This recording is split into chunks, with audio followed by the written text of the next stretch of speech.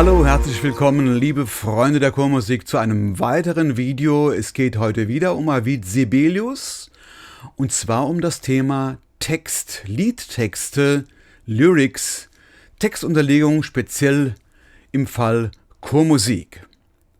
Ich habe einige Beispiele vorbereitet und keine langen Umwege. Wir schauen direkt mal rein, worum es geht. Hier habe ich schon mal was vorbereitet und die ersten beiden Notenzeilen haben bereits Text und die dritte Notenzeile hat noch keinen Text. Ich zoome mal etwas näher ran mit der gedrückten Steuerungs- und der Mausrad-Taste und markiere die erste Note. Dann gehe ich auf den Reiter Text und habe hier das Icon Liedtext. Und hier sehen wir entsprechend Liedtext Chorus, erste Zeile, zweite Zeile etc. Und hinter erste Zeile sehen wir auch das Tastaturkürzel Steuerung L. Das heißt, wir haben ja schon die Note markiert, Steuerung L, und der Cursor ist da. Jetzt kann ich mit der Tastatur einen Text eingeben, May. Mit Leertaste komme ich zur nächsten Note, Leertaste.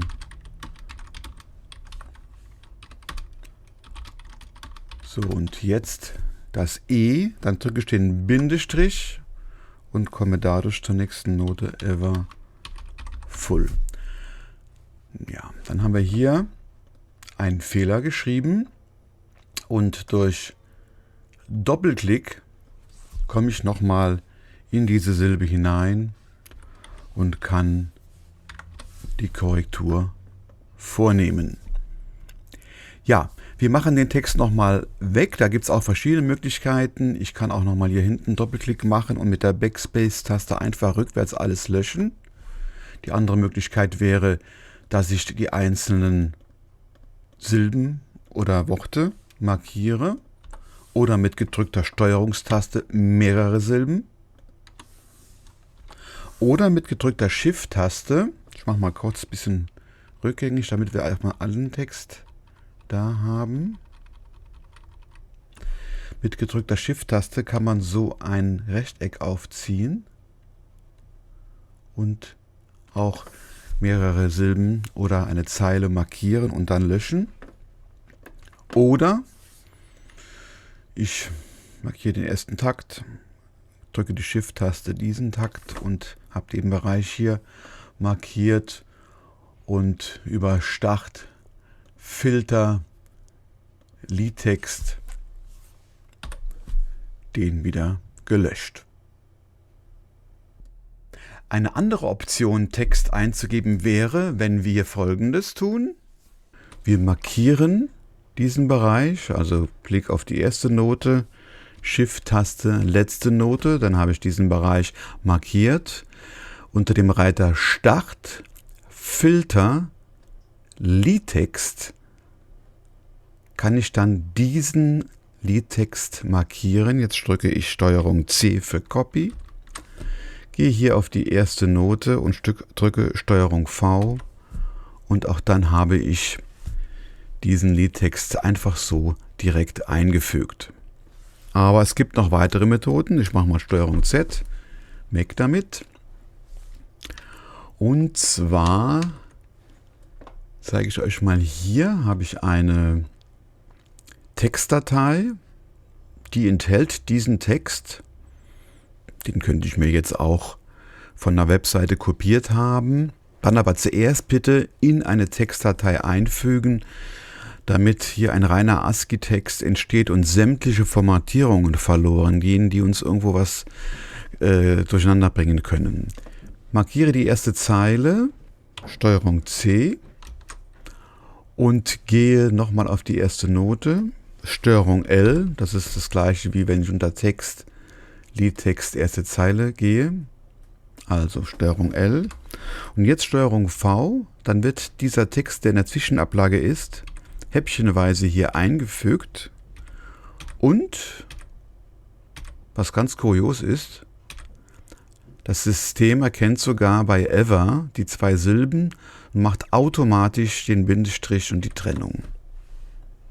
Und hier oben neben dem Icon Liedtext sehen wir noch aus Datei, Liedtext aus Datei. Das wollen wir uns auch mal genauer anschauen. Ich habe hier mal eine Textdatei vorbereitet mit diesem Liedtext. Wir sehen auch hier keine Silbentrennung. Und wenn ich jetzt hier aus Datei, okay, er fragt mich jetzt, Sie haben keine Noten ausgewählt. Soll der Liedtext allen Gesangsnotenzeilen in der Partitur hinzugefügt werden? Nein, das ist falsch. Wir müssen vorher hier diesen Bereich markieren. In dem Fall ist es diese dritte Zeile. Jetzt nochmal das Ganze. Hier durchsuchen. Ich wähle meine Datei aus. Sehe hier noch, die Sprache Englisch wurde erkannt. Das Ganze soll der ersten Zeile Liedtext zugewiesen werden.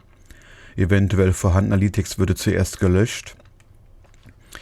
Und wir klicken mal auf OK und sehen, der Text wurde korrekt zugewiesen. Auch die Silbentrennung wurde hier erkannt. Und der Text wurde vollständig unterlegt. So, nun wollen wir weitere Strophen unterlegen. Wir gehen mal gerade rüber auf die zweite Seite. Da haben wir diesen Fall. Hier oben ist es schon fertig. Hier unten sehen wir das. Gehe auf die Note. Wir nehmen mal zuerst vielleicht hier die ersten 3 Silben. Das habe ich jetzt mit gedrückter Steuerungstaste markiert. Steuerung C. Markiere die Note. Steuerung V. So.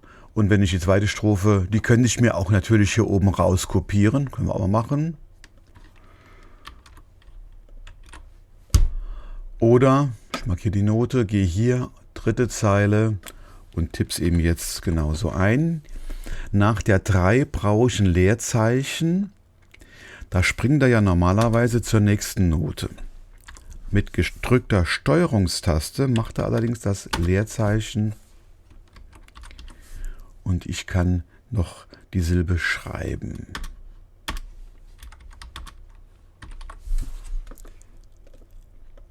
Zu der Strophennummerierung sage ich gleich auch noch was. Da gibt es nämlich noch eine andere Möglichkeit. So, und dann könnte es ja auch den Fall geben, ihr habt es vielleicht schon gesehen, dass wir Liedtext über der Notenzeile brauchen. Ich ordne das hier mal der zweiten Stimme zu. Leg mal hier oben drüber gerade noch eine erste Stimme mit einer anderen Textverteilung. Ziehe das mal ein bisschen hier runter. Und hier würde dann die Stimme nur singen A Stranger. Und dann markieren wir das hier. Liedtext über der Notenzeile.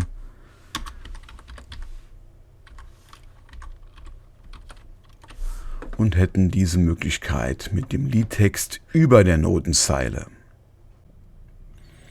Dann könnte es ja die Situation geben, wir hätten ein Lied in Englisch, aber hätten noch eine deutsche Textunterlegung und die würden wir dann gerne in einer anderen Schriftart machen.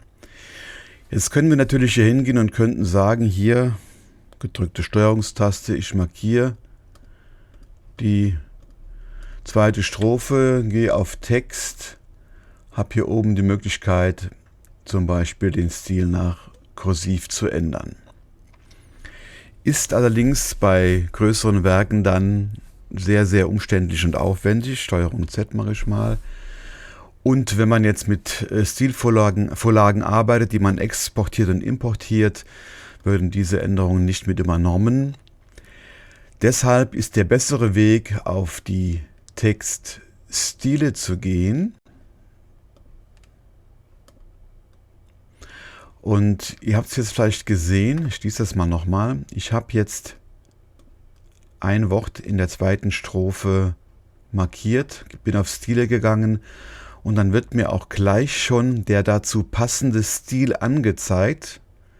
Doppelklick oder bearbeiten, das ist der gleiche Effekt. Und dann habe ich hier die Möglichkeit, sämtliche Änderungen an diesem Textstil vorzunehmen.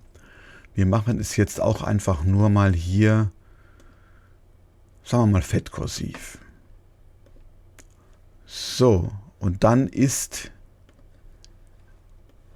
im ganzen Werk die zweite Strophe immer verändert im Aussehen. Ja, die Strophennummerierung hatte ich eben schon mal angesprochen. Wir machen die jetzt hier mal weg. Das ist ja die ich eben zusammen mit dem Liedtext eingegeben habe. Und da mussten wir ja nach der Ziffer Steuerung Leertaste drücken, um entsprechend ein Leerzeichen innerhalb einer Silbe darstellen zu können. Es gibt noch eine andere Möglichkeit für die Strophennummerierung. Und zwar unter Text gibt es hier oben Plugins. Da suchen wir jetzt einfach mal nach Strophe. So, Strophennummerierung hinzufügen. Bitte wählen Sie den Takt aus. Jawohl, das machen wir dann jetzt. Wählen wir den Text aus, gehen nochmal auf das Plugin, Strophennummerierung hinzufügen. Und dann wurde die Strophennummerierung hier hinzugefügt. Ich gehe mal ein bisschen näher ran. Aber ihr seht schon, so ganz sauber ist das nicht. Das sind jetzt einzelne Elemente. Steuerung Z. Bringen Sie nochmal in die ursprüngliche Position. Mit gedrückter Shift-Taste ziehe ich mal so ein Rechteck auf und ziehe mir die dann hier etwas genauer vor die Strophe. So passt es. Aber ich mache das meistens auf diese andere Art und Weise, weil einfach dann die Nummerierung hier an der Silbe dranhängt. Und das ist hier nicht der Fall. Kann vielleicht auch Vorteile haben. Ja, suchen und ersetzen, auch eine ganz, ganz wichtige Funktion, gerade bei sehr großen Partituren. Was nehmen wir denn für ein Wort jetzt hier? Ja, wir nehmen jetzt einfach mal das You. Wir hätten jetzt die Situation, wir wollten das überall groß schreiben. Können wir natürlich hier reinklicken, Doppelklick und das dann händisch ändern. Aber das kann natürlich bei einer 30-seitigen Partitur ganz schön den Spaß verderben. Auch hier unter den Reiter Text Plugins gebe ich jetzt mal hier oben ein Suchen. Text suchen und ersetzen. Und wir suchen nach einem kleinen U und wir wollen es durch ein großes U ersetzen. Er hat es 37 Mal gefunden und 37 Mal ersetzt.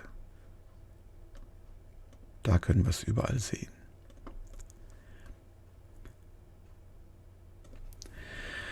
So wie wir eben Liedtext importiert haben, kann man ihn auch exportieren bzw. speichern, so heißt das hier. Da gibt es auch ein entsprechendes Plugin. Wir markieren mal mit einem Dreifachklick die erste Zeile. Plugin Liedtext speichern. Dann haben wir hier noch verschiedene Optionen. Zeilen trennen. Mit dieser Option wird dem Text nach jedem Satzzeichen, dem ein Großbuchstabe oder eine Zahl folgt, ein Zeilenumbruch hinzugefügt. Okay. Und jetzt wurde auch in den Ordner, in dem diese Sibelius-Datei liegt, eine entsprechende Textdatei angelegt. Und die sieht dann so aus. Da gibt es noch die Informationen zur Datei und hier der entsprechende Text. Und den markieren wir uns mal. Steuerung C, machen wir dazu. Und nun gibt es noch eine Option, nämlich Liedtext Block. Hier unten haben wir so eine Ecke frei.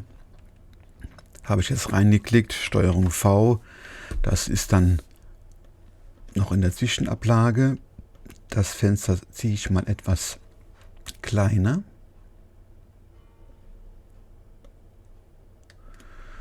Ja, müssen wir mal schauen, ob wir das jetzt passend kriegen. Doppelklick in das Textfeld.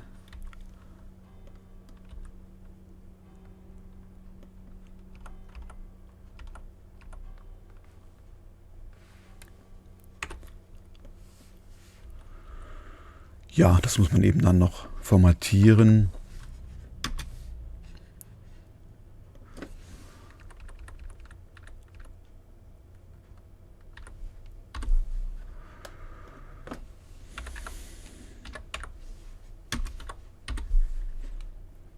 Und so weiter und so fort. Und auch dieses Aussehen kann man natürlich über die Textstile ändern. Am besten direkt draufklicken, Stil, und schon bin ich im Stil Liedtext Block bearbeiten. Und da könnte ich jetzt zum Beispiel sagen, das mache ich dann fett. So, schauen wir mal hier. Vielleicht habt ihr sowas auch schon mal erlebt. Ich habe jetzt irgendeinen Unsinn hier eingetippt, aber hier sieht man Kollisionen, wo die automatische Ausrichtung von Sibelius nicht genug Platz lässt für den Liedtext. Und da müsst ihr unter Erscheinungsbild in Notenabstandsregel gehen und unten rechts gibt es die Option Platz für Liedtext gewähren. Das ist natürlich absolut wichtig. Aber die nächste Option, erste Silbe darf in Taktstrich überhängen, das müsst ihr wegmachen. Zusätzlich Abstand für Silbentrennstriche lassen und den Mindestabstand, den würde ich hier auf 1,4 Spazien erhöhen. Und jetzt sehen wir noch nichts, aber wenn wir jetzt das hier markieren und mit Steuerung Shift N neu ausrichten, dann sehen wir, dass auf jeden Fall genug Platz da ist. Vielleicht jetzt zu viel, aber dann könnt ihr hier mit diesem Wert Mindestabstand zwischen Silben spielen und den so lange editieren, bis ihr an einem Punkt seid, wo ihr sagt, genau, das passt jetzt für meine Bedürfnisse. Eine Sache wollte ich euch noch zeigen. Es könnte ja vorkommen, dass man unter eine Note 2 Wörter unterlegen muss. Sagen wir mal hier, die Achtel machen wir zur Viertel. Und dieses D soll mit unterlegt werden an das May. Und dann könnte man hier mit dem Unterstrich, das ist die Shift-Taste, also Shift- ist dieser Unterstrich. Und dann wird so ein Bogen zwischen diese beiden Wörter gespannt. Ja, das war's für heute. Ich hoffe, ich konnte euch etwas helfen, euch ein paar Tipps geben. Wenn ihr Fragen habt oder auch Verbesserungsvorschläge, wie immer, gerne könnt ihr das in den Kommentaren loslassen. Und wenn ihr meinen Kanal abonniert, wäre es natürlich auch super. Ich danke euch herzlich und freue mich auf ein nächstes Mal. Bis dahin, ciao.